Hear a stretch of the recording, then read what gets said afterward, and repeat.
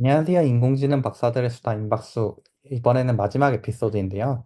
지금까지는 이제 한 11화, 10화 정도 이제 이야기를 했었는데 그 사이에 인공지능의 정의, 그리고 인공지능이 사회에 미치는 영향, 그리고 인공지능의 뭐 프라이버시 디페이크 이런 걸 다뤘었고, 그다음 최근 세 번 정도는 이제 게스트 스피커가 오셔가지고 뭐 AI for Healthcare나 AI for Robotics 아니면 AI와 이제 법에 대해서 이야기를 나눴습니다. 이번 시간에는 마지막 시간이니만큼 AI 자체의 미래가 어떻게 될까에 대해서 이제 논의를 해보려고 하는데요. 일단 첫 번째로 지금 이제 다양한 이슈들이 있겠지만 AI가 직면한 가장 큰 과제가 뭘지에 대해서 한번 논의를 해보려고 합니다. 두 분은 AI가 직면한 가장 큰 과제가 어떤 거라고 생각을 하시나요? AI가 직면한 가장 큰 과제 중에 하나는 제가 개인적으로 많이 궁금한 질문인데, 사회에 미치는 영향에 대한 이해가 많이 부족한 것 같아요. 그러니까 이제 AI가 점점 기술이 발전하면서 사람들이 더 많이 쓰고 있는데, 이것이 결국 사람들의 일상에 이렇게 녹아들 때, 사람들이 하는 모든 활동에 AI가 이렇게 합체가 되면 어떤 문제가 있을까라는 부분에 대해서 저는 관심이 되게 많고, 그거에 대해서 앞으로 우리가 더 많이 공부랑 연구를 해야 되지 않을까라는 생각을 평소에 많이 가지고 있는 편이에요. 그래서 제 개인적인 연구 주제랑은 조금 벗어나지만, 뭐 휴먼 컴퓨터 인터랙션 이런 쪽으로 연구하시는 분들이랑 같이 연구하는 것도 되게 좋아하고요. 그리고 막 특히 저는 좀 특히 관심이 있는 부분은 AI가 앞으로 자라나는 세대에 어떤 영향을 미칠까거든요. 그래서 예전에 예를 들어 스마트폰이 없었던 세대와 이제 스마트폰이 생겼을 때 이제 새로운 세대들이 뭔가 다른 경험을 했을 거잖아요. 그리고 그 유년기의 경험이 어떻게 보면 사람의 인격을 형성하는 데 엄청나게 중요한 역할을 하는데, 그런 새로운 기술이 나타났을 때 사람들은 이거에 대해서 어떻게 적응을 하고 어떤 영향을 받고, 그리고 그것이 앞으로 계속 지속되는 어떤 결과를 가져올까에 대해서 우리가 조금 더 잘 알 수 있다면 좋을 것 같다고 생각하고 있습니다. 방금 인공지능이 사회에 미치는 영향에 대해서 말씀해 주셨는데 뭐 아이들이 미치는 영향이나 아니면은 좀 다른 물론 이제 쇼텀 관점으로 이제 영향이 많이 바뀌고 있죠. 뭐 챗GPT라거나 그런 것들이 확 세상을 바꾸고 있긴 한데, 근데 뭐 사실 점점 천천히 변하는 것들도 있잖아요. 그럼 그런 것들은 어떻게 이거를 연구를 할 수 있을까요? 그냥 일반적인 그런 역학조사 같은 거로 이제 연구를 할 수 있을까요? 아니면은 다른 방법이 필요할까요? 왜냐하면은 다른 뭐 스마트폰의 도입 아니면 뭐 핸드폰의 도입과 달리 인공지능은 사실 계속 발전해 나가니까 뭔가 긴 텀으로 하나의 모델에 대해서 분석은 할 수 없을 것 같은데 그거에 대해서 어떻게 생각하시나요? 아마 추적하고 뭐 역학조사하고 이런 거에는 어느 정도 한계가 있겠죠? 그러니까 사실 스마트폰이란 하드웨어는 딱 한 번의 이벤트였을지 모르지만, 거기에서 쓰는 앱들은 계속 새로운 앱이 나오고 그게 또 삶의 형식을 또 바꾸고 계속 이런 게 있었잖아요. 그래서 어떻게 보면 이거를 과학적으로 분석하는 거는 뭐 다른 방법론들이 그런 분야에 또 있긴 하겠지만, 제가 알거나 제가 생각할 수 있는 건 그렇게 많지 않은 것 같지만, 뭔가 사회과학 하시는 분들도 이런 쪽에 많이 연구를 해 주시고, 뭔가 전통적인 좀 그런 거지 않을까요? 어느 정도 약간 띠오리를 세우고, 그거에 대해서 뭐 추적 조사하거나 사람들한테 설베이를 하면 하고, 아니면 그냥 뭐 포지션 페이퍼 약간일 수도 있고, 근데 그거에 대해서 생각하는 것 자체에 대해서 좀 더 많이 이제 되고 있고, 그리고 앞으로도 더 많이 돼야 되지 않을까라는 생각을 하는 거고요. 그리고 사실 하나 생각을 했던 부분이, 예를 들어서 인공지능 때문에 자율주행이 많이 생기면서 자율주행 기술이 생길 거라는 약간 기대감이 있다 보니까, 그 어린 세대들이 좀 운전을 많이 안 배운다고 들었어요. 그게 오, 사실 자율주행뿐만 아니라 뭐 다양한 이유가 있긴 하대요. 뭐 이제 그 인슈런스 그 보험, 자동차 보험이 비싸고, 그리고 요즘 우버랑 리프트 뭐 이런 이제 공유되는 이런 그 택시 이런 제도가 너무 잘 돼 있다 보니까 이제 애기들이 면허를 안 따는 경우가 되게 많이 늘었다고 하고, 그러면 이제 그런 친구들이 앞으로 뭔가 그 자율주행이 상용화가 되면 아마 '인류는 운전을 못 해도 되는 날이 오지 않을까.' 약간 이런 생각도 할 수 있는 거죠. 그래서 마치 우리가 뭐 계산기가 생겨서 계산을 안 해도 암산을 안 해도 되고, 그리고 위키백과가 생겨서 이제 지식을 외우지 않아도 되고 이랬던 것처럼, AI가 우리가 지금 할 수 있었던 걸 어떤 걸 안 해도 되게 하고, 그리고 또 이제 음. 우리가 안 하던 걸 어떤 걸 또 하게 할까 이런 식의, 뭔가 AI가 사람의 그런 행동 전반에 미치는 영향 이런 거에 대해서 저는 너무 궁금하고, 음. 앞으로도 어떻게 될지 계속 생각하고 지켜보려고 하고 있습니다.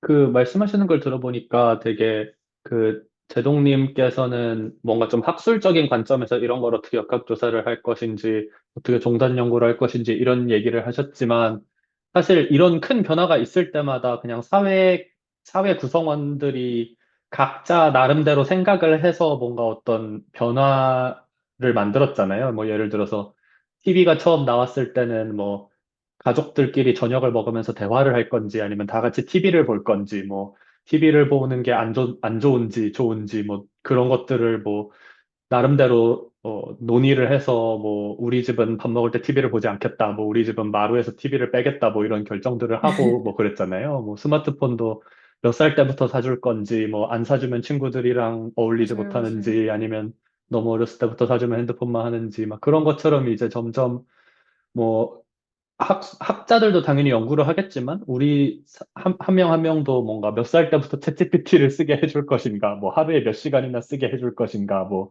얘가 맞아요. 무슨 질문을 했는지 내가 모니터링을 할 것인가, 뭐 이런 것들을 생각을 해야 될 것 같아요, 점점. 너무 새로우니까 이런 것들을 모르잖아요. 뭐 5살 때 챗GPT 쓰면은 인지 능력 발달에 안 좋지만 7살 때부터는 괜찮다. 약간 이런 것도 사실은 한 10년, 20년 데이터가 쌓여야지 이제 얘기할 수 있는 건데, 이게 나온 것 자체도 몇 년 되지 않았고, 또 챗GPT라는 그 대상 자체도 계속 변하니까 이게 따라가기가 힘든 부분이 있으니까, 사실은 어떻게 보면 플라이 인 더 다크 약간 이런 느낌으로 이제 잘 모르지만 일단 써보자 이런 시기인 것 같긴 하죠, 아직은. 맞아요.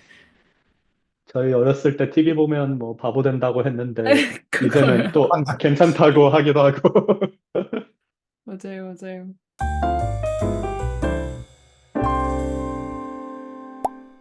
그럼 이제 기원님은 또 어떤 과제를 생각하시나요? 아, 네. 저는 조금 이제 약간 더 학술적인 내용일 수도 있는데, 요새 그 학계에서는 에이전틱 AI, 뭐라고 발음하는 게 맞는지 모르겠는데, 아젠틱 AI라고 하기도 하고, 에이전틱 AI라고 하기도 하는데, 그 AI가 이렇게 챗GPT처럼 그냥 컨버세이션만 하는 게 아니고, 실제로 어떤 다양한 것들을 수행하고 다양한 환경과 인터랙션을 할 수 있는 그런 AI에 대한 연구는 아직 많이 미흡한 것 같아요. 이제 챗GPT 같은 건 너무 잘 된다고 하고, 또 그런 뭐, AI 아티스트, 내 이미지로 뭐, 지브리 스사 만들어주고, 이런 것들은 너무 잘 되지만, 실제로 AI한테 팔다리를 주고, 심부름을 시킨다던가, 요리를 시킨다던가, 이런 굉장히 제네럴한 걸 시키면 아직 정말 많이 못한다고 하거든요.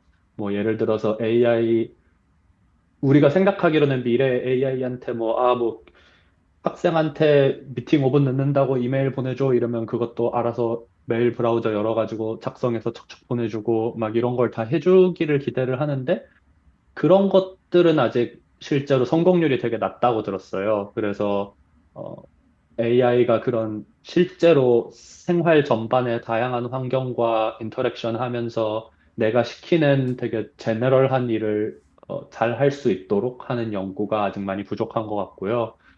그래서 그게 이제 그냥 단순히 대화하는 AI는 잘 되니까, 이제 그런 거 뭔가 실질적으로 내 비서처럼 진짜 할 수 있는 그런 AI 연구가 어, 큰 과제이지 않나 그렇게 생각을 합니다. 그리고 그것과 관련해서 또 한 가지는 그러면 이 AI를 믿을 수 있는지 뭔가 이 AI한테 팔다리를 주고 뭐 부엌칼이든 뭐든 다 쥘 수 있게 할 권한을 내가 주려면 엄청난 믿음이 있어야 되잖아요. 얘가 절대 챗GPT는 지금 가끔 가다 막 헛소리 하기도 하고 그러는데 절대 얘가 그런 실수를 하지 않을 거라고 믿어야만 내 운전대도 잡게 해주고 불도 쓰게 해주고 부엌칼도 잡을 수 있게 해줄 텐데 거기까지 어떤 어, 안전성이나 트러스트, 뭐 믿음 같은 걸 쌓아 올리는 게 또 하나의 큰 과제이지 않나 그렇게 생각을 합니다.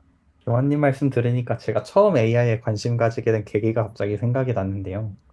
전 되게 어렸을 때 약간 모든 막 일하기 싫고 일하기 싫은데 돈은 벌고 싶고 그냥 그 생각이 되게 많았었거든요. 유치원 초등학교 때. 아, 아예 유치원 유치원 때? 때부터요? 좀 조숙했던 것 같은데 그래서 이제 그때 어떻게 하면은 내 일을 대신을 해줄 수 있을까? 코드를 돌리면 시뮬레이션이 돌아가니까 컴퓨터에 관심을 가지고 그러다가 이제 또 AI를 만들면은 이제 먼 미래에 내 일을 대신을 해주는 날이 오지 않을까? 그러면 그거를 내가 하루빨리 만들어서 나는 이제 일로부터의 이제 탈출을 하겠다. 이 생각이 들었었거든요. 그래, 그게 거의 한 20 몇 년 전인데 갑자기 에이전틱 AI, 뭐 아젠틱 AI 하니까 갑자기 그게 생각이 나네요. 이제 점점 뭔가 좀 가까이 다가온 것 같고 그렇기 때문에 많은 사람들이 좀 더 현실적으로 되냐 안 되냐 갖고 이야기를 하는 것 같기도 하고요. 그게 가까운 것 같으면서도 굉장히 먼 것 같아요. 이제 챗GPT가 갑자기 너무 잘 되면서 되게 가까운 것처럼 느껴졌지만 뭐 최근 논문들을 보면 뭐 이제 뭐 구글 맵에서 별점이 높은 레스토랑을 주변에서 찾아가지고 뭐 화요일 날 저녁에 뭐 빈 슬롯이 있으면 레저베이션을 해라 이런 식의 일을 시키고 하면은 뭐 성공률이 그때 제 기억으로는 한 20% 그거밖에 안 될 정도로 굉장히 삽질을 많이 하고 잘 못한다고 들었어요. 그래서 그런 것도 잘 못할 정도면 뭐 아직 좀 멀었다는 생각이 들기도 해요. 신기하네요. 뭔가 말씀 들어보면 그런 거는 뭔가 심볼릭이, 그러니까 옛날 심볼릭 AI 약간 그 주어진 문장에서 딱 네. 화요일 뭐 몇 시 이거만 딱 파싱을 해가지고 그걸로 예약을 하는 그런 시스템이 뭔가 더 잘, 그냥 바로 잘 될 것 같기도 하고 그걸 오히려 아마 나지 예, 랭귀지 모델로 이해를 하려고 하다 보니까 뭔가 에러가 생기는 게 아닌가 싶기도 하고 잘 모르겠네요. 맞습니다. 그것도, 그러니까 방금 말한 예시 같은 경우에는 되게 쉬운 예시라서 말씀하신 것 같은 쉬운 AI들이 할 수 있을지도 모르는데, 뭔가 뭐, 아마 저는 자세히 보진 않았지만, 테스트 하시는 분들이 뭐 그런 것들이 많이 있었겠죠. 뭐 되게 두루뭉술하게 말하는 거. 뭐, 이번 주에 뭐, 저녁에 비는 시간이 있으면 뭐, 최대한 금요일에 비었으면 금요일에 하고, 뭐 아니면 어떻게 하고, 뭐 좀 두루뭉술하게 하지 않았을까요? 저도 잘 모르겠는데. 그렇죠. 이게 대화는 사실 대화 자체가 텍스트로 남은 게 대화의 모든 걸 캡처하잖아요. 네. 근데 이제 행동으로 넘어가게 되면, 태스크로 넘어가게 되면, 말이나 이렇게 언어적 소통이 안 담기는 컨텍스트가 되게 많기 음, 때문에, 그런 거는 사실 아무리 책을 많이 읽는다고 해도 모델이 알 수 없는 것들인데, 그거를 모델한테 가르치려면 또 그걸 가르칠 열심히 이제 데이터를 쌓아야 되잖아요. 예. 그래서 아무래도 이제 우리가 언어적 소통을 잘하는 거에서 그거가 이제 행동적으로도 다 잘할 수 있는 걸 개런티하지는 못하는 것 같아요. 음. 근데 뭐 솔직히 이렇게 빨리 올라왔는데 사실 에이스틱 AI도 사실 뭐 메타도 한다 그러고 뭐 마이크로소프트도 한다 그러고 모든 회사들이 거의 이제 AI 에이전트의 사활을 걸고 있는 만큼 아마 이제 몇 년간 집중적으로 리소스들이 쏟아지다 보면 또 저희가 상상하지도 못한 속도로 엄청난 것들이 나올 수 있을 것 같아요. 예, 그랬으면 좋겠네요. 저도 제동님 말씀하신 것처럼 그런 잡일을 대신해주는 AI가 있으면 정말 좋을 것 같아요. 아, 근데 이거 컴퓨터 사이언스 하는 사람들의 살짝 공통점인 것 같은 게 좀 게으른 것 같아요. 저도 그 전공 선택할 때, 아, 나는 게을러서 컴퓨터 시키고, 일은 컴퓨터 시키고 나는 음, 노는 거 할래 해서 약간 한 것도 있거든요. 그래서 그렇군요. 이제는 컴퓨터 시키는 게 이제 AI를 시키는 날이 올 것 같습니다.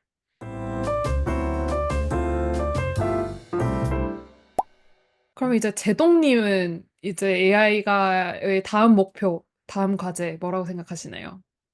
AI 분야로서 보면은 뭐 에이전틱 AI 좀 더 나아가면은 인바디드 인텔리전스 그 지난번 김주현 교수님께서 말씀하신 그게 좀 가장 큰 화두 중 하나일 거라고 생각이 들고요. 왜냐면은 기본 AI랑 저희가 했던 뭐 컴퓨터 비전 뭐 아니면은 그 랭귀지 모델 이런 거는 이제 시뮬레이션 돌리는 속도가 빠른데 인바디드 인텔리전스는 결국 그 상황을 인지하고 직접 움직여가지고 새로운 정보를 찾고 그러는 와중에 이제 기존의 정보는 또 까먹으면 안 되고 그런 여러 가지 문제들이 있고 결국은 이제 그러면 이제 저희 대신 요리도 해줄 수 있고 청소도 해줄 수 있고 이제 이런 것들이 생기는 게 아닐까라는 생각이 들어서 그런 인바디드 인텔리전스가 앞으로 큰 화두이고 이미 큰 화두죠 사실 뭐 피지컬 인텔리전스 이렇게 나오면서 그러면서 이제 큰 중요한 주제인 것 같고요. 그 AI 자체를 떠나서는 제 생각에는 약간 뭐랄까 모델 사이즈 아니면 전력 소비 이런 쪽에 좀 더 초점이 가 있는 것 같아요. 저는 왜냐면은 그 특히 이제 라지 랭귀지 모델은 스케일링 로우라고 해서 뭐 모델 사이즈도 커지고 뭐 트레이닝 데이터가 커지고 막 그러면은 이 로스가 그러니까 학습되는 게 뭐 파워로 디스트리뷰션에 피팅해가지고 점점 좋아진다 막 이런 그런 예. 법칙이 있잖아요.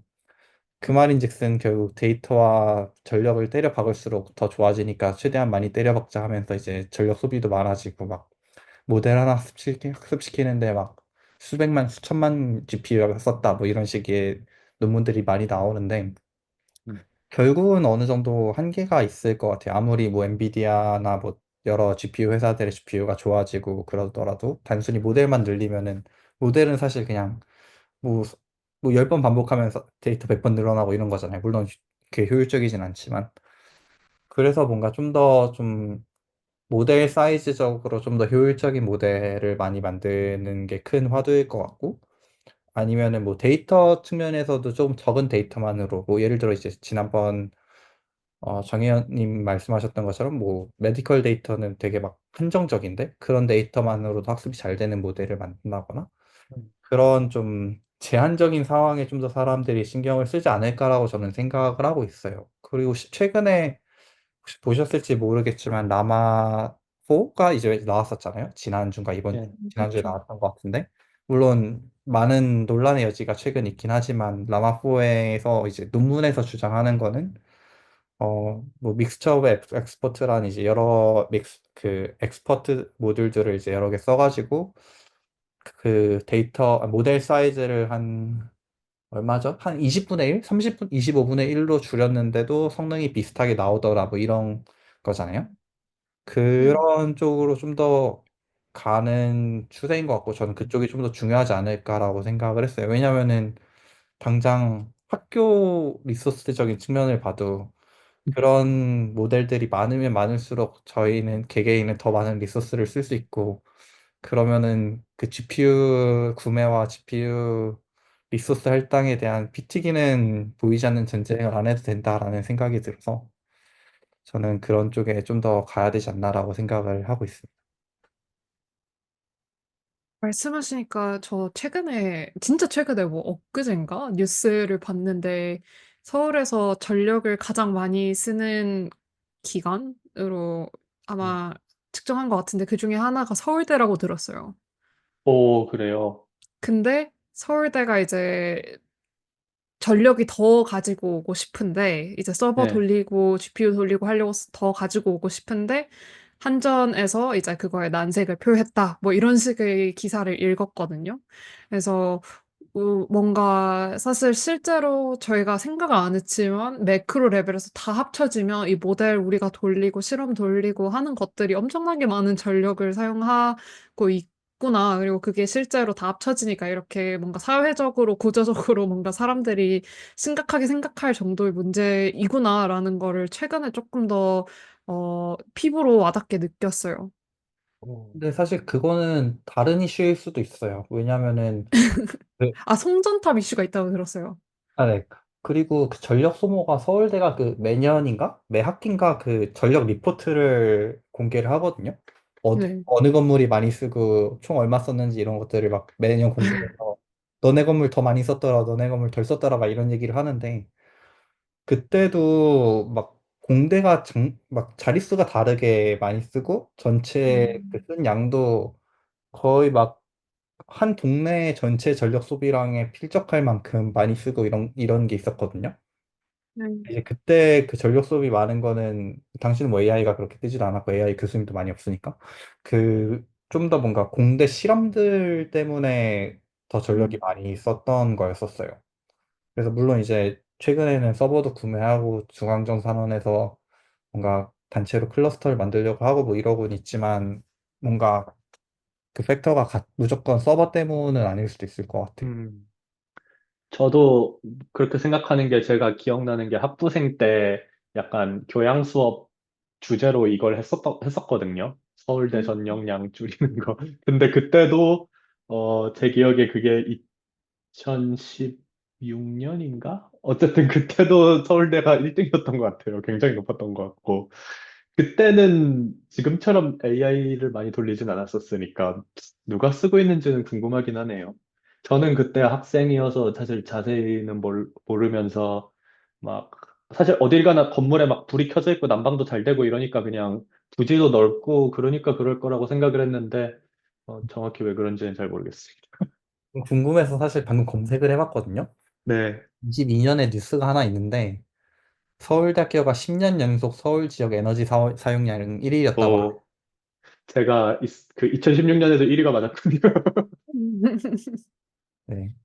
근데 아마 지금은 그때는 뭐 때문에 1위였는지 몰라도 AI가 지금 그러니까 지금 더 압도적인 차이로 1위일 수 있을 것 같아요. AI 때문에 사용량 엄청 많이 늘었을 테니까. 제가 읽었던 기사를 다시 찾아봤는데요. 어 정확한 워딩 같은 경우는 이제 "수도권 전력망 대란에 서울대 같은 주요 대학의 인공지능 데이터 센터 설립이 지연되고 있는 것이 확인됐다."라는 것입니다. 그러니까 전기를 더 끌어다 써서 AI를 더 발전시키고 싶은데 그게 쉽지 않다는 말이군요. 네. 변전소 추가 설치가 필요한데 그게 음, 늦어지면서 이제 대학교에서 "데이터 센터 음, 서버 같은 것들을 못 만들고 있다."라는 음. 게 주 요지인 것 같아요. 결국 제동님께서 말씀하신 거랑 이어지는 얘기인 것 같네요. 뭔가 AI가 점점 발달함에 따라서 전기를 계속 더 많이 끌어와야 되는 세상이 됐는데 여러 가지 인프라적인 문제로 그런 거 쉽지 않고 또 환경적이로나 여러 가지로 또 좋은 일도 아니고 해서 뭔가 그런 쪽으로 더 발달을 해야 되는 이유를 보여주는 한 좋은 예시인 것 같습니다. 또 GPU만 하나만 따져도 이제 최근에 나온 GPU랑 그러니까 올해 나온 5090이랑 뭐 전년도에 나온 다른 GPU랑 비교했을 때 물론 빨라지고 뭐 코어도 많아지고 했지만 그만큼 전력 요구량도 훨씬 많아졌잖아요. 맞아요. 옛날에 보니까 타이탄 XP가 150W 쓰면은 지금 막 400W, 500W 막 이렇게 GPU 하나당 쓰는 것 같은데 그러니까 아무리 뭐 GPU 성능이 좋아져도 전력 소모 문제는 여전할 것 같더라고요. 그런 거 관련해서는 한때 되게 학계에서 관심이 많았었고 지금도 뭐 관심이 많지만 그래서 그때 막 어, 유, 유명하신 분들이 막 설전을 벌였었던 게 기억이 나요. 뭔가 그때 지금처럼 챗GPT 같은 라지 랭귀지 모델이 핫해지기 이전이었는데도 뭔가 트랜스포머 같은 큰 AI 모델을 트레이닝 하는데 뭐 전기도 많이 들고 그게 뭐 탄소 배출량도 굉장히 크다 해서 뭐 어떤 논문이 나온 게 있었는데 거기서 막 어, 뭐 어떤 사람이 자동차를 1년 동안 타는 것 또는 뭐 비행기를 타고 어디서 어디까지 가는 거랑 비교를 해서 막 굉장히 크다 뭐 이런 얘기를 했었던 논문이 있었고 그래서 제가 기억하기로 또 막 튜링 어워드 받고 이러신 유명하신 분들도 그 설전에 많이 끼어들어가지고 뭐 맞다 아니다 뭐 네가 계산을 잘못했다 뭐 우리는 많이 쓰지만 태양 전지를 사용하기 때문에 괜찮다 하면서 막 서로 싸웠던 기억이 나는데 그래서 그때 제가 느꼈던 거는 이게 생각보다 어, 이렇다 저렇다 하기가 되게 쉽지는 않은 문제더라고요. 뭔가 정확히 얼마나 전기를 썼고 그게 어떤 탄소 배출량으로 환산하면 얼마나 되는지 정확히 알기 어려워서 좀 생각보다 까다로운 이슈지만 뭔가 큰 문제일 수 있겠다라는 생각을 했던 게 기억이 납니다. 근데 아마 예, 2019년쯤이었던 것 같아요. 그게 그러면서 이제 요시아 벤지오 교수님, 그러니까 튜링 어워드 받으신 분 예, AI for Climate을 생각을 해야 된다 하면서 뭐 단체로 어, 성명도 내고 그랬었던 게 갑자기 기억이 나요. 18, 19년쯤에서. 예, 그게 되게 근데 그걸 그런 식으로 말씀하시는 분도 계셨고 유명한 분들 중에 아니다, 문제가 아니다, 뭐 이렇게 말씀하시는 분도 되게 많았었던 것 같아서 아마 이 얘기를 하면 또 아닌데 문제가 아닌데 아니면 문제가 아니라고 하던데 뭐 이렇게 말하시는 분들도 있을 것 같아요. 그래서 그냥 그런 차원에서 언급을 했습니다.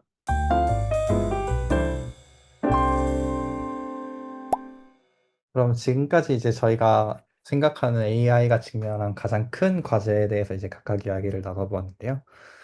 그러면은 AI의 다음 목표는 본인의 다음 목표 분야가 어떤지에 대해서도 한번 나눠보고 싶어요. 왜냐면은 AI가 되게 그러니까 AI 자체는 사실 뭐 수십 년 걸려서 발전을 했지만 딥러닝만 봤을 때는 사실 십몇 년 만에 이렇게 바뀐 거잖아요. 그러니까 시작을 보통은 2012년도에 알렉스넷을 기준점으로 잡는데 그 알렉스넷에서 이제 이미지넷 챌린지 1등을 압도적인 성능으로 찍고 그렇게 이제 컴퓨터 비전 특히 이제 오브젝트 리코그니션이 엄청 뜨다가 2015년쯤에서 이제 제너레이티브 어드버서리 네트워크랑 이제 알파고가 이제 또 갑자기 16년이었나요? 15년이었나요? 그때 이제 16년이었던 것 같아요. 15년. 알파고가 진짜 핫했죠. 그쵸. 알파고 뜨면서 이제 한국에서도 갑자기 모두가 AI에 대해서 열광을 하고 막 그랬던 시기가 진짜 있었고, 그러고 나서는 뭐 벌트 등을 비롯해서 NLP가 뜨고 점점 라지 랭귀지 모델의 세상이 오고, 그러면서 한편으로는 이제 사이언스 쪽에서도 알파폴드가 떠서 그걸로 이제 노벨상을 AI가 그것도 생리학상을 받게 되는 그런 정말 몇 년 전이 뭐죠? 작년만 해도 저는 꿈도 못 꿨을 그런 세상이 오기도 했었고, 또 그와 함께 스테이블 디퓨전이 뜨면서 이제 이미지 만들어서 이제 막 우주복을 입고 누가 우주에서 말을 타는 이미지 뭐 이런 것들이 많이 생기고 최근에 지브리 화풍 이런 것들이 많이 생기고 이 모든 게 사실 십몇 년 만에 이루어졌다는 게 사실 정말 놀라운데 그렇다면은 이제 각각 앞으로 어떤 연구 분야가 뜰지 아니면 어떤 연구 방향을 하고 싶은지에 대해서 그래서 이야기를 나눠보고 싶었어요. 일단 저부터 말씀을 드리면은 일단 뭐 제가 연구하고 있는 거기 또 해서 그럴 수도 있지만 전 뭔가 AI for Science에 좀 더 초점이 가고 많은 사람들이 더 연구를 하게 될 것 같아요. 어, 그 중에 하나가 이제 예시가 이제 알파폴드인 건데 알파폴드 말고도 요즘은 이제 AI for Chemistry라 해서 뭐 몰리큘 그러니까 작은 몰리큘 이런 것들에 대해서도 합성이나 이런 거에 대해 맞추는 경우도 있고 아니면 뭐 마테리얼 사이언스 쪽에도 적용을 하는 경우도 있고 아니면 저처럼 이제 뉴로사이언스 쪽에도 적용을 하는 경우가 있어요. 솔직히 말씀드리면 AI for 뉴로사이언스는 앞선 경우들보다 훨씬 뭔가 뭐라 해야 되죠? 그렇게 프로미싱하진 않은 것 같긴 한데 왜냐하면 여러 가지 뉴로사이언스 자체적인 한계가 있기 때문에 그렇지만 이제 저는 좀 더 AI의 이제 근원이나 그런 쪽으로 봤을 때 그리고 좀 더 효율적인 모델을 만들기 위해서는 AI for Neuroscience 아니면 하다못해 AI랑 뭐 인지과학을 같이 연구를 하는 방향으로 가지 않을까라고 생각을 해요. 특히 이제 저는 가장 관심 있는 것 중에 하나가 사람은 계속 학습을 해나가잖아요. 저희가 이렇게 얘기를 하면서도 에피소드 1에서 저희가 무슨 얘기를 했는지 기억하실 수도 있고 근데 이제 그 AI를 학습을 시키면은 에피소드들 쭈루루 학습을 시키면 아마 에피소드 한 3쯤 되면은 에피소드 1에서 무슨 얘기했는지 아마 기억을 못 할 거예요.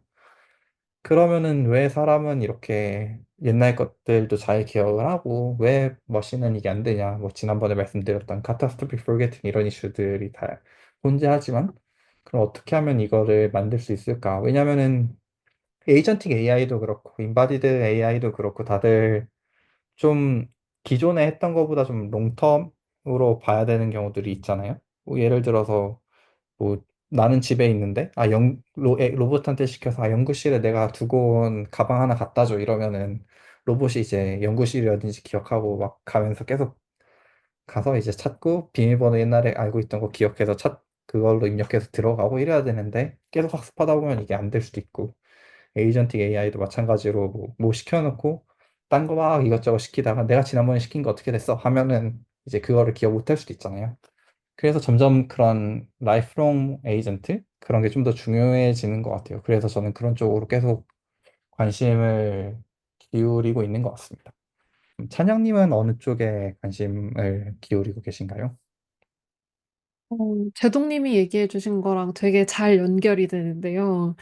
저는 개인적으로 이제 제 연구할 때 항상 궁금했던 게, 아, 이 사람은 왜 이런 말을 할까? 사실 이거 연구적으로 아니어도 그냥 항상 궁금하거든요. 아, 왜 이 사람은 이렇게 생각을 했을까? 왜 이 사람은 저런 말을 했을까? 약간 항상 이제 사람과 사람 간의 소통에 혹은 커뮤니케이션에서 이제 말에서 드러나는 것과 그것 말고도 주변의 사회적 맥락에서 전달되는 의미들이 있다고 생각을 하는데, 그런 사회적 맥락을 고려하는 게 어떻게 보면 우리는 사람으로서 너무나 자연스럽게 하고 있지만, 이제 우리 AI 모델들이 그런 걸 하게 하려면 어떻게 해야 할까라는 게 사실 제 연구의 항상 좀 중심 주제였는데요.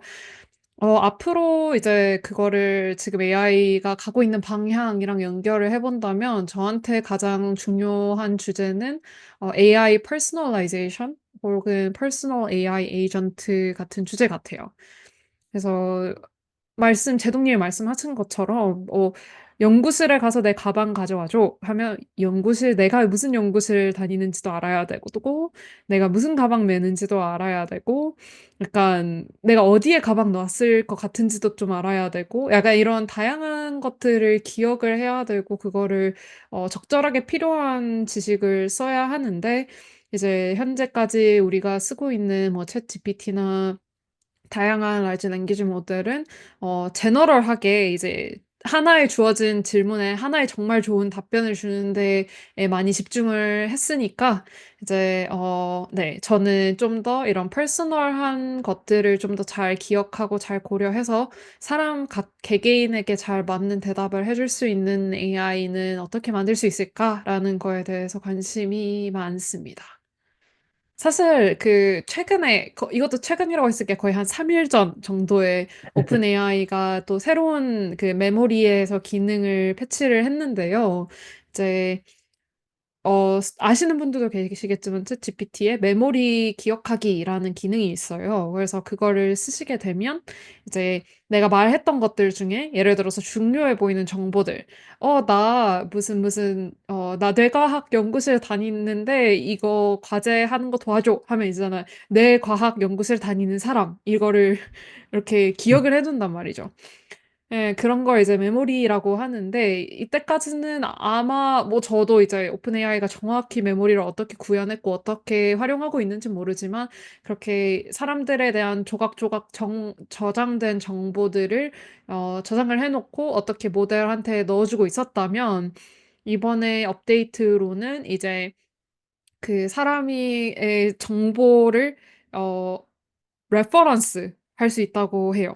그러니까 "나 내과학 연구실에서 일하는 학생인데 이거 과제 도와줘." 하면 다음 한 정말 뜬금없이 다음 달에 "나 이거 과제 하려고 하는데" "아, 그 과제 저번 달에 하셨잖아요." 이렇게 말할 수 있는 거죠. 어, 그래서 단순히 이제 내가 뭐 "뇌과학을 다니는 연구실에 다니는 대학원생이다."만을 저장을 하는 게 아니라 이제 우리가 예전에 했던 대화들을 기억을 음. 하고 그 대화를 이렇게 레퍼런스를 하면서 되게 좀 더 사람처럼 대화를 좀 더 약간 실제 있는 음. 사람과 대화하는 것처럼 하는 기능을 추가를 했다고 하는 거 보면 이제 오픈 AI도 이런 메모리 기능, 퍼스널라이제이션 기능, 그리고 롱텀으로 어떻게 유저에 대한 정보를 항상 물어보지 않고 가져가면서 좋은 경험을 제공할 수 있을 것인가에 대해서 관심이 많은 것 같습니다. 그 두 분이 말씀하시는 거에서 이제 동시에 비슷한 컨셉이 나와서 약간 그냥 저는 모르지만 추측을 해보자면, 제동님께서 라이프롱 러닝을 말씀하셨고 찬영님이 또 방금 그 챗GPT 새 기능을 말씀하셨는데, 저도 사실 원리는 잘 모르고 사실 챗GPT 새로 업데이트된 기능을 확인해 본 건 아닌데, 제 생각에 그 챗GPT 에서 새로 나왔다는 기능이 제동님이 말씀하신 라이프롱 러닝을 해결한 건 아닐 것 같아요. 혹시 들으시는 분들이 어, 잘 모르실 수 있으니까 그냥 제 추측을 말해보자면 챗GPT가 하는 거는 약간 대화 내용들을 다 저장했다가 필요할 때 서치를 해가지고 이렇게 모델한테 먹여주는 식으로 돼 있을 것 같고, 뭔가 제동님이 말씀하신 거는 이제 우리가 10살 때 배운 걸 80살 때도 기억하고 이런 내용인 것 같은데, 약간 그 챗GPT 새 업데이트는 그렇게까지 큰 스케일의 데이터를 저장하지는 못하거나 아니면 효과적이지 않지 않을까, 약간 좀 더 쇼텀에서의 솔루션이지 않을까라고 생각이 드는데 맞나요? 혹시 아시는지 해서. 근데 기본적으로 저도 이제 챗GPT가 어떻게 쓰는지는 모르겠지만 외부 메모리를 쓴다는 것 자체가 약간 그런 맥락인 것 같아요. 그쵸. 약간 트레이닝을 하는 건 아니고 아마 컨텍스트에 집어넣는 거일 것 같아서 네. 한계가 있지 않을까 싶습니다. 예시를 들자면은 약간 제가 한 예시는 뭐 시험을 볼 때 이제 대학에서 이제 시험을 볼 때 이제 클로스드 북 시험을 보는 거고요. 근데 네. 챗GPT는 이제 오픈북 시험인 거죠. 그래서 물론 이제 그럴 때는 교수님들께서 책에 잘 안 나오는 것들 뭐 이런 거 위주로 내시지만 그러니까 오픈북을 하겠지만 기본적인 맥락은 저희가 뭐 아무리 몰라도 잘 읽으면 찾아볼 수는 있는 거고, 그 다음에 뭐 대충 읽었던 게 기억나는 키들이 있으면은, 뭐 아니면 챕터가 있으면 거기를 이제 우선적으로 가서 그거를 참고해서 이제 답을 쓰잖아요. 그런 차이인 것 같아요. 그러니까 이 챗GPT는 오- 책에다가 필요한 거 다 적어놓고 이제 지금 필요할 때마다 찾아보는 방식을 취하고 있는데 제동님이 원하는 건 그렇게 인생 동안 배운 정보를 다 책에 적어놓지 않아도 인간은 알고 있으니까 그런 정도의 AI는 또 가려면 멀었다 뭐 이런 말씀이신 거죠? 그래서 왜냐하면은 책은 결국 한정적이니까 이게 책이 무제한이 있으면 무제한으로 있으면은 뭐 다 저장할 수는 있겠지만 그럼 또 찾는데 시간이 걸리고 그런 문제들이 있잖아요. 그러면은 그런 책의 용량을 최대한 압축하면서 그 모델 자체가 스스로 그런 것들을 알아서 하는 방법이 있지 않을까. 네. 그런 거죠. 말씀해주신 부분에 대해서 연구도 꽤 많이 되고 있는 것 같기는 해요. 뭐 메모리를 어떻게 제너레이트 할 거냐? 약간 이런 것도 있고. 근데 뭐 아마 큰 골자는 기현이 말씀해주신 것처럼 뭔가 이제 대화를 저장을 해놓는다든지 아니면 대화를 요약해서 저장을 해놨다가 이제 인덱싱하게 편하게 해놓고 뭔가 음. 아마 엄청나게 많은 그 옵티마이제이션이 들어갔을 것 같긴 해요.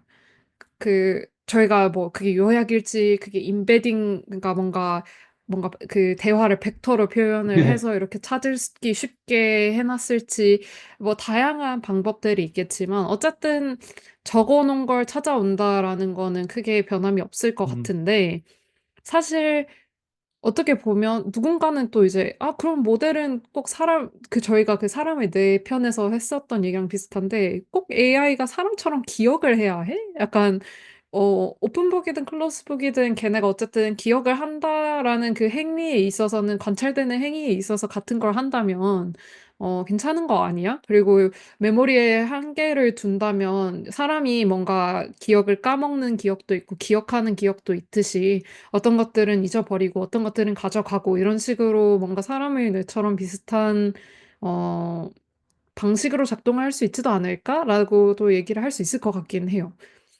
그래서 뭔가 답은 없고 사실 아직 음, 이것도 너무 뭐 AI만큼이나 새롭게 사람들이 연구를 하고 있는 부분이고 이게 전에 필요했던 게 아니기 때문에 어, 아주 다양한 방식으로 구현이 될 수 있고 다양한 용처와 그런 게 있겠지만, 어쨌든 약간 그 이상적으로 본다면, 나의 AI 에이전트가 있다면, 이 에이전트가 나의 컨텍스트, 예를 들어 개인 비서라 그는 직업이 사실은 그 사람에 대해서 엄청나게 잘 알아야 되는 거잖아요. 그 사람의 뭐 친한 사람 뭐 아니면 이런 일이 있었을 때는 어떤 사람한테 연락을 하고 취하고 이런 엄청나게 오랫동안 시간을 인터랙션을 통해서 이제 그 사람에 대한 개인 정보를 습득해서 그 사람 대신할 수 있는 사람들, 그러니까 어떤 특정 일들에 대해서는 대신할 수 있는 사람이 어떻게 보면 개인 비서인데, 그거를 이제 우리가 AI를 챗GPT를 그 껍질을 떼고 이제 그런 개인 비서 껍질을 씌우려면 이제 또 다양한 많은 이제 기술적인 챌린지들이 해결이 돼야 되긴 하거든요. 그래서 어떻게 보면 지금 딱 시기가 적절하고 사람들이 원했던 거고, 그리고 아직 풀어야 할 문제들이 많고, 그래서 제가 봤을 때는 좀 흥미로운 스페이스라고 저는 생각을 합니다. 저는 이제 마지막으로 저도 말을 해보자면 찬영님이 말씀하신 거에서 또 이어지는 부분인 것 같아요. 그래서 저희가 사실 생각하는 게 사실 저희도 다 혼자 생각한다기보다 학계에서 뭐가 핫한지 이런 걸 보고 그죠, 그죠. 연구 방향을 정하니까 그렇겠지만요. 그래서 저는 이제 가장 큰 제가 이제 하고 싶은 다음 연구, 그리고 사람들이 많이 해야 된다고 생각하는 연구 중에 하나가 이제 믿을 수 있는 AI 시스템이라고 생각을 하는데요. 이게 이제 믿을 수 있다는 것도 여러 가지 의미가 있고 그 여러 가지 의미를 다 연구해야 된다고 생각을 하는데, 저는 이제 일단은 전에 말씀드렸던 다시피 프라이버시에 일단은 중점을 두고 있고요. 그러니까 찬영님이 말씀하신 것처럼 내 AI 비서가 있어서 내 개인적인 스케줄도 다 알고 내 비밀번호도 다 알고 내 이메일함에도 접근할 수 있을 때 내 프라이버시를 어떻게 지킬 것인가. 뭔가 해킹도 당하지 않아야 되고, 그 다음에 챗 GPT 같은 걸 쓴다고 하면 오픈 AI조차도 그 챗 GPT를 오용하지 않는다는 뭔가 확신이 있어야 되고, 뭔가 기술적으로든 정책적으로든 뭔가 프라이버시를 지켜줄 수 있는 것. 일단은 짧게 쇼텀으로는 그런 걸 연구하고 있고 앞으로도 하고 싶고요. 또 거기서 조금 더 나아가서 이제 믿을 수 있다는 게 꼭 내 프라이버시를 어, 침해하는 거 외에도 뭐 아까 말씀드렸다시피 뭐 실수로 우리 집에 불을 지르지는 않을 것인지, 뭐 실수로 내 어, 상사한테 이상한 이메일을 보내지는 않을 것인지, 뭔가 이런 내가 정말 이 AI를 믿고 내 정보를 다 줘도 내 정보를 누설하지도 않고 뭔가 나한테 해가 되는 행동을 실수로 하지도 않고, 그런 AI가 되어야 실제로 이제 진짜 사람들이 많이 쓰는 AI, 많이 쓰게 될 것 같거든요. 뭔가 AI 비서도 되고. 그런 데 있어서 그 어떤 시스템적으로 믿음을 만드는 거, 그 다음에 정책적으로도 믿음을 만들고, 또 사람들한테 이게 이런 이유로 안전해요라고 어떻게 하면 전달할 수 있을지, 뭐 이런 많은 부분에 있어서 연구가 앞으로 많이 되면 좋겠다고 생각을 합니다. 정말 하나의 AI 모델을 만들기 위해서 정말 다양한 다양한 분야들이 이제 하나로 모여가지고 만들게 되는 것 같네요. 뭐 챗GPT도 사실 그냥 NLP만 해서 나온 게 아니라 말씀하신 뭐 이 AI를 믿을 수 있는지, 퍼스널라이즈 할 수 있는지, 어떻게 메모를 기억할 수 있는지 이런 것들의 고민의 최종 산물이 아닐까라는 생각이 듭니다.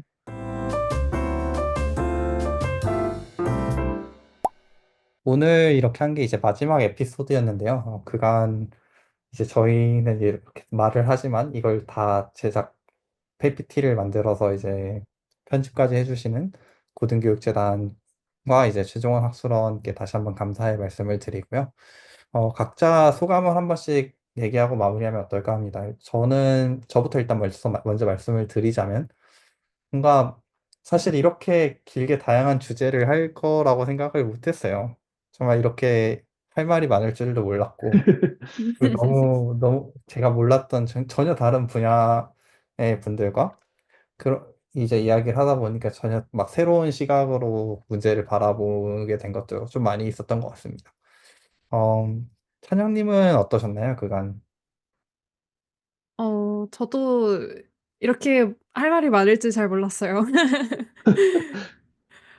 근데 하면 솔직히 더 하려면 막 하고 싶은 주제도 많긴 한데, 이제 그만큼 사실 얘기를 하다 보면은 또, 아, 이런 것도 재밌네, 저런 것도 재밌네. 참, 두 분이랑 함께해서 재미있었던 얘기가 참 많았던 것 같고 그래서 되게 즐겁고 의미 깊게 보냈던 것 같아요. 이제 저희가 이렇게 떠드는 게 누군가에게는 좀 도움이 됐었으면 좋겠는데 또 '도움이 됐으려나?'라는 생각이 들기는 하는데 네 너무 그냥 저희들끼리 재밌었던 거 뭐 저희들 재미있는 것도 중요한데 이제 '다른 분들도 재밌게 들으셨으면 좋겠다.'라는 마지막 제 생각입니다.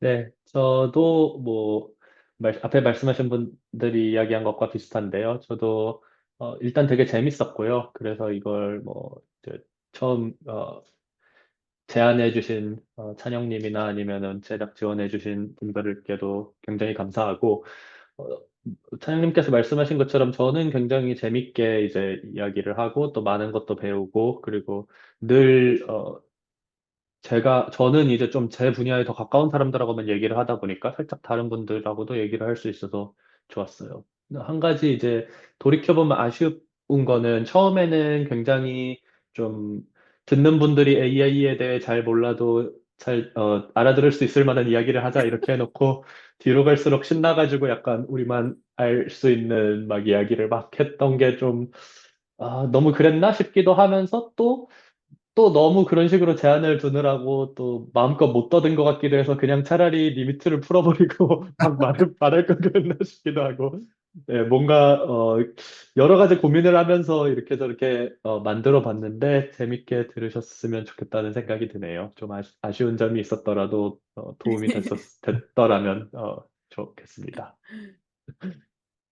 완전 그러면 공감입니다. 저도 저도 저희가 너무 뒤에 가면서 너무 생각 안 하고 저희 하고 싶은 말만 하는 것 같아 가지고 살짝 걱정을 했답니다. 네.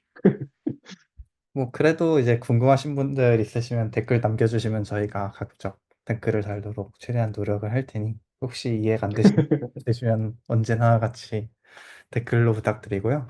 그러면 그간 이제 들어주셔서 정말 감사했습니다. 네.